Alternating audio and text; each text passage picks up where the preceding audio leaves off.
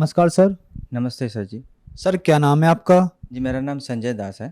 संजय जी आप कहाँ से हैं? जी, मैं कटक जिला मरकत नगर सीडीए से रहने वाला हूँ, उड़ीसा राज्य में। सर संत रामपाल जी महाराज से नाम दीक्षा आपने कब ली? जी, मैंने 2018 जनवरी 29 तारीख को संत रामपाल जी महाराज से नाम दीक्षा ली, भुवनेश्वर नामदान सेंटर से। संत रामपाल जी महाराज से नाम दीक्षा लेने से पहले आप क्या भक्ति साधनाएं करते थे? जी, संत रामपाल जी महाराज जी से नाम दीक्षा लेने से पहले मैं हमारी जो पारंपरिक भक्ति साधना है वही करता था। जैसे कि मैं शिव जी का भक्त था और मैं भोले बाबा की भक्ति करता था और साथ ही साथ मैं हनुमान जी की भी भक्ति किया करता था। और शिव जी की भक्ति करते करते जैसे कि जो शिव पुराण में जो लिखा होगा है, जैसे कि पानी डालना शिव जी को उनके लिए जो प्रार्थना वगैरह जो भी व्रत उपवास करना वो सारी चीज़ें मैं किया करता था। और हनुमान जी का मैं परम भक्त था और हनुमान जी का मंगलवार का व्रत भी मैं किया करता था, उनको मैं मानता भी था। ये सारी भक्ति मैं साधना किया करता था और विष्णु जी को भी मैं मानता था। ये सारी मतलब जो भी देवी देवताओं है उनकी भक्ति मैं किया करता था। तो फिर क्या कारण बना कि आप संत रामपाल जी महाराज की शरण में आए? जी, मैं बचपन से ही बहुत धार्मिक था, तो क्योंकि मैं सारे देवी देवताओं की पूजा वगैरह करता था, फिर भी मुझे किसी तरह का कोई शारीरिक लाभ नहीं हुआ था। मैं बहुत ज़्यादा मानसिक और शारीरिक तरीके से टूट चुका था। मुझे बहुत सारी बीमारियाँ एक साथ होती थी, जैसे कि मैं साइकियाट्रिक डॉक्टर को दिखाता था, मैं मानसिक तरह से बहुत टूट चुका था। बहुत ज़्यादा दवाइयाँ खाता था, दिन में कम से कम 8 से 10 दवाइयाँ खाता था मैं। 3-4 साल से मेरा इलाज चल रहा था। इसके साथ-साथ मुझे सर में दर्द का भी तकलीफ़ रहता था और सीने में भी तकलीफ़ रहती थी और मुझे कुछ महीनों से दमे की बीमारी भी हो रही थी। तो ये सारी परेशानियों की वजह से मैं एकदम से टूट चुका था, क्योंकि मैं एक पढ़ा-लिखा इंसान था और नौकरी भी करता था। तो ये सारी तकलीफ़ें जब ज़्यादा बढ़ गई तो मैं नौकरी भी ठीक से नहीं कर पाता था और मेरी शारीरिक परिस्थिति बहुत ज़्यादा ख़राब थी और मानसिक संतुलन इतना ज़्यादा ख़राब हो चुका था कि मैं आत्महत्या करने तक की भी नौबत आ चुकी थी और मैं हर दिन यही सोचता था कि आज मैं आत्महत्या करना चाहता हूँ। तो इन सब चीज़ों के साथ गुज़रते वक़्त मैंने एक दिन ऐसा आया कि मैंने डिसाइड कर लिया कि मैं आज आत्महत्या करूँगा। तो मैं आखिरी बार अपनी ड्यूटी में गया था, उस दिन मैंने यही सोचा था कि रात के लौटते वक़्त मैं रैट किल जो चूहे मारने की दवा है वो साथ में लेके जाऊँगा और खाना खा के उसके बाद आत्महत्या करूँगा। क्योंकि मुझे परमात्मा की खोज था, लेकिन परमात्मा की खोज पूरी नहीं हुई और मेरी शारीरिक परेशानी इतनी ज़्यादा थी कि मैं वो कष्ट सह नहीं पा रहा था। हर महीने मेरी दवाई कम से कम 8 से 7,000 रुपए की दवाई चलती थी और क्योंकि मैं बाहर भी जॉब करता था, तो यहाँ से मेरी कोरियर होके दवाई जाती थी बाहर की तरफ। तो दवाइयाँ हर कम से कम 4 साल से मैं ये दवाई खाता था, लाखों रुपए की दवाई खा चुका था, लेकिन कोई आराम नहीं मिल रहा था। तो एक दिन ऐसा हुआ कि मैं नौकरी में गया था, तो अचानक से मुझे प्रेरणा हुई कि मैंने सुना था कि कबीर जी एक संत हुए हैं, महान संत हुए, तो उनकी दोहा मुझे बहुत अच्छा लगता था। मैंने सोचा कि क्यों ना मैं आज कबीर जी के पंथ के बारे में सुना था, तो मैंने कबीर पंथ के बारे में मैंने यूट्यूब में सर्च किया। तो उसी समय मैंने देखा कि कबीर पंथ के नाम पे बहुत सारे सत्संग उसमें आ रहे थे, जिसमें से मैंने संत रामपाल जी महाराज का सत्संग चुना, क्योंकि मैंने देखा कि यही एक संत है जिनकी दाढ़ी वगैरह कुछ नहीं है। तो मैंने उससे प्रभावित होके उनका सत्संग सुनना शुरू किया। तो वो एक दिन था कि उससे लगातार मैंने 7 दिन 7 रात तक मैंने सत्संग देखा, खाना खाते वक़्त, सोते वक़्त, यहाँ तक कि मैं 7 दिन तक सोया नहीं था।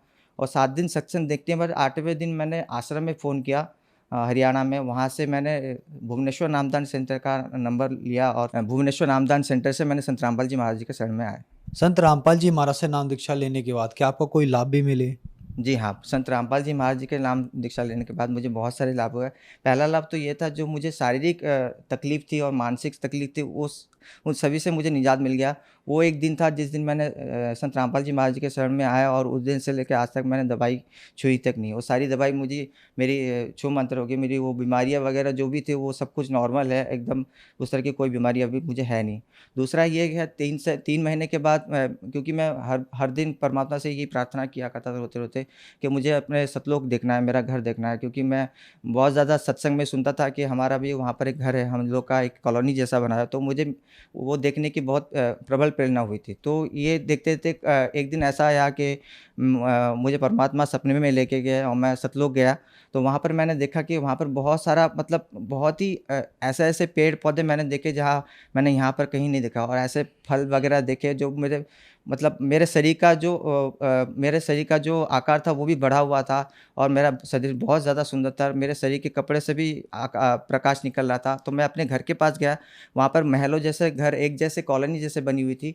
सबके बड़े-बड़े महल हैं, एक जैसे हैं और सामने एक विमान जैसा रखा हुआ था, आकाश से उड़ रहा था, मेरे ऊँचाई से भी ज़्यादा। तो मैं घर के पास गया तो मैं वहाँ पर देखा सारे दरवाज़े बंद पड़े हैं। तो मैं सोचा कि इसमें से कौन-सा मेरा घर है। तो अचानक से एक दरवाज़ा खुला और मैं अंदर की तरफ चला गया। अंदर जाके देखा कि वहाँ पर पहले से ही बहुत सारी थाली रखी हुई है और उसमें सारे फल और बहुत सारे मिठाई रखा हुआ था और परमात्मा का वहाँ पर सिंहासन बैठा था। वहीं पर अचानक से रमैनी शुरू हुई, हमने रमैनी की। पूरी रमैनी करने के बाद मैंने दंडवत प्रणाम किया और दंडवत प्रणाम करते ही मैंने वहाँ से मेरा सपना टूटा। तो ये दूसरा लाभ हुआ। तीसरा लाभ ये है कि मुझे जो बचपन से जो बहुत ज़्यादा बीमारी थी, जैसे कि साँस लेने में तकलीफ़ हो रहा है, मेरे सर में बहुत दर्द है और 3-4 बार मैंने सीटी स्कैन भी करवा ली थी और बहुत ज़्यादा मतलब मैं हर तीसरे महीने में डॉक्टर दिखाता था और अपने चेस्ट का ईसीजी और इको टेस्ट करवाता था, जो कि नॉर्मल निकलती थी, लेकिन तकलीफ़ इतनी ज़्यादा थी कि मैं ना तो काम कर पाता था और ना ही सो पाता था और इसमें दवाइयाँ बहुत ज़्यादा खर्चा होती थी।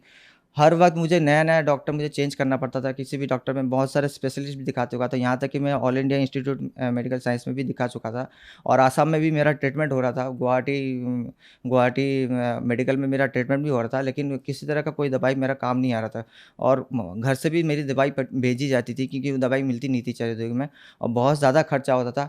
लेकिन संत रामपाल जी महाराज के शरण में आने के बाद जब से मैंने भक्ति साधना की और वो दवाई ना तो मुझे उस तरह की कोई भी तकलीफ़ आज है और ना ही उस तरह की किसी भी तरह की दवाई की मेरे को ज़रूरत है। आज मैं बिना किसी दवाई के आराम से ज़िंदगी जी रहा हूँ और मुझे नींद नहीं आती थी। मैं 7-7 8-8 दिन सो नहीं पाता था और मतलब इतनी ज़्यादा तकलीफ़ होती थी कि मैं रात को सर में इतना ज़्यादा तेज़ दर्द होता था कि मुझे ऐसा लगता था कि मेरा सर फट जाएगा।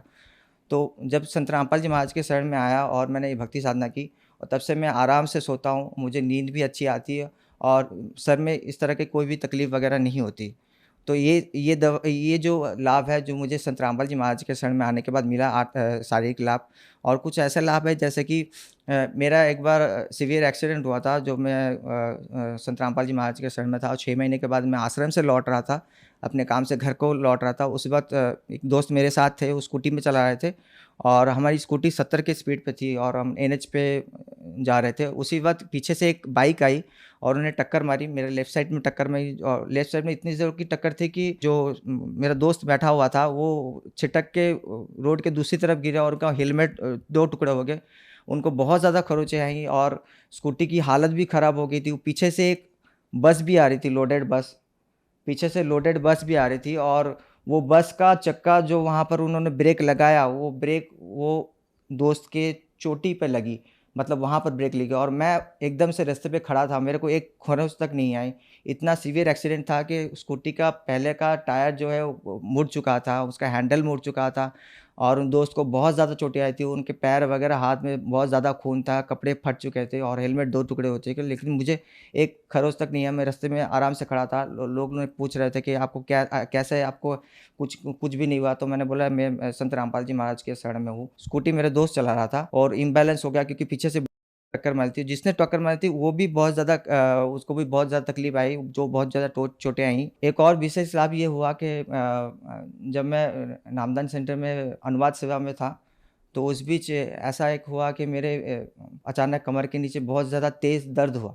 इतना तेज़ दर्द हुआ कि मैं उस दर्द की वज़ह से ना बैठ पा रहा था, ना उठ पा रहा था, ना ही लेट पा रहा था और दर्द इतना ज़्यादा था कि मुझे ऐसा लग रहा था कि मैं चल नहीं पाऊँगा और ऐसे बहुत से दिन मतलब कम से कम 3 से 4 दिन ऐसा हुआ कि मैं हिल नहीं पा रहा था।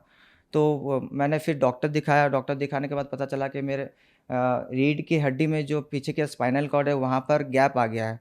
तो 1 सेंटीमीटर का गैप आ गया था, तो डॉक्टर ने कहा था कि ये बहुत ज़्यादा बड़ा गैप है और इसमें आपको तकलीफ़ बहुत ज़्यादा है और इससे आपको पैरालिसिस भी हो सकता है क्योंकि मेरा पूरा लेफ्ट लेफ्ट साइड बहुत ज़्यादा दर्द हो रहा था, इतना ज़्यादा दर्द हो रहा था, मैं चल भी नहीं पा रहा था। तो इतना ज़्यादा तकलीफ़ हो रहा था, तो मैंने परमात्मा से प्रार्थना की क्योंकि मैं एक नौकरी में था और मैं ऑलरेडी छुट्टी में था।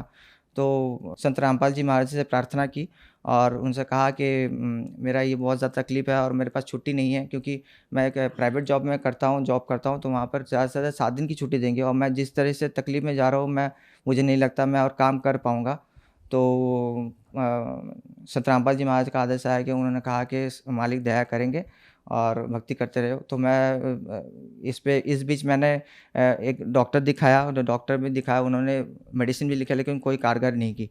तो साथ में मैं एक भगत जी थे, उनके वहाँ पर नयागढ़ में मैं गया वहाँ पर इलाज करवाने के लिए, और मेरी हालत इतनी ज़्यादा ख़राब थी तो मैंने अपने बॉस से बात की कि सर मैं नौकरी कर नहीं पाऊँगा, क्योंकि मैं चल नहीं पा रहा हूँ ठीक से, मेरी तकलीफ़ भी बहुत ज़्यादा है और मेरा स्पाइनल कॉर्ड में गैप आ चुका है, तो मैं खड़ा नहीं हो पा रहा हूँ ज़्यादा से ज़्यादा। तो मैंने उनसे कहा ज़्यादा से ज़्यादा मुझे 30 दिन की छुट्टी चाहिए होगी, और या तो 30 दिन की छुट्टी ले सकता हूँ या फिर नौकरी छोड़ना पड़ेगा। तो उन्होंने वो मुझे 1 दिन की छुट्टी कभी नहीं देते। तो उस दिन उन्होंने कहा कि ठीक है संजय, तुम छुट्टी ले लो 30 दिन की और आराम करके एक बार में आना, बस रिपोर्ट दिखा के लाना।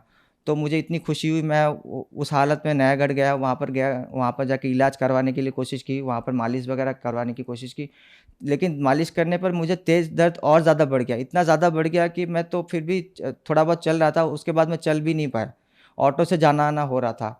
तो फिर इतना ज़्यादा रोना आया मुझे कि मुझे लगा कि मेरी ज़िंदगी यहीं पर ख़त्म है, क्योंकि मेरा आगे-पीछे का कोई सपोर्ट नहीं था, मेरे घरवाले मेरे सपोर्ट में नहीं है। तो मैं अकेला ही बहुत कुछ करता हूँ, तो मुझे ऐसा लगा कि शायद मैं इसके आगे मैं कभी चल नहीं पाऊँगा।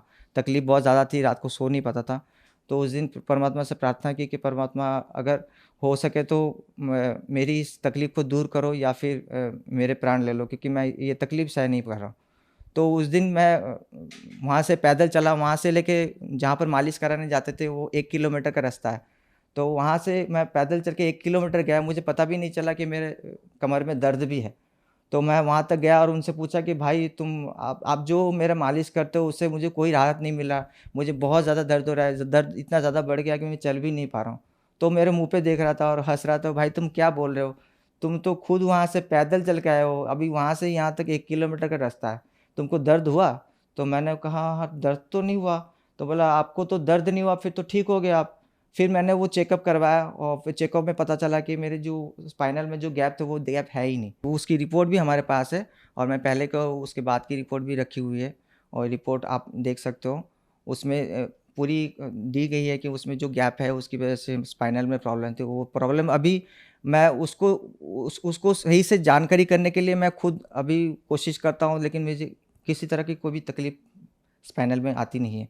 मैं एकदम से स्वस्थ हूँ, और वही 10-10, 12-12 घंटे मैं खड़ा होके काम करता हूँ, हर तरह का काम कर सकता हूँ, लेकिन मुझे कोई तकलीफ़ नहीं है पीछे की तरफ से। संजय जी, आपने संत रामपाल जी महाराज से नाम दीक्षा ली और आपको बहुत सारे लाभ प्राप्त हुए। आप उड़ीसा राज्य में रहते हैं और उड़ीसा में देवी देवताओं को बहुत मानते हैं, उनकी पूजा ज़्यादा होती है। तो क्या संत रामपाल जी महाराज से अगर नाम दीक्षा लेनी पड़ेगी तो देवी देवताओं की पूजा छोड़नी पड़ती है? हमारे यहाँ पर बहुत ज़्यादा देवी देवताओं को मानते हैं, दूसरे वगैरह देवी देवता, लेकिन संत रामपाल जी महाराज जो भक्ति साधना बताते हैं उसमें उन देवी देवताओं को भक्ति करने की सही विधि बताते हैं, सही मंत्र बताते हैं। तो संत रामपाल जी महाराज देवी देवताओं की भक्ति छुड़ाते नहीं हैं, बल्कि उनको उनको उनसे लाभ लेने के लिए सही मंत्र और वेद मंत्र वगैरह बताते हैं, जिससे हम उसकी भक्ति कर सकें। जो हमारे यहाँ पर जो लोग साधना करते हैं उनको सही लाभ लेने के लिए संत रामपाल जी महाराज से शरण में आना पड़ेगा, और उसी देवी देवताओं के सही मंत्रों के जाप करना पड़ेगा, तभी उनको उनका सही लाभ मिल पाएगा। संत रामपाल जी महाराज से नाम दीक्षा कैसे ली जा सकती है? जी, संत रामपाल जी महाराज से नाम दीक्षा लेने के लिए अभी बहुत से चैनल्स में सत्संग आते हैं। इस सत्संग चलते वक़्त उसके नीचे पीली पट्टी चलती है, जिसमें आश्रम का नंबर लिखा होता है। उस नंबर पे आप फ़ोन करके आप वहाँ से आपके ज़िला, अपने के एरिया में जो नामदान सेंटर है नज़दीकी, वहाँ पर जाके आप संत रामपाल जी महाराज से नाम दीक्षा ले सकते हैं। धन्यवाद सर। सही।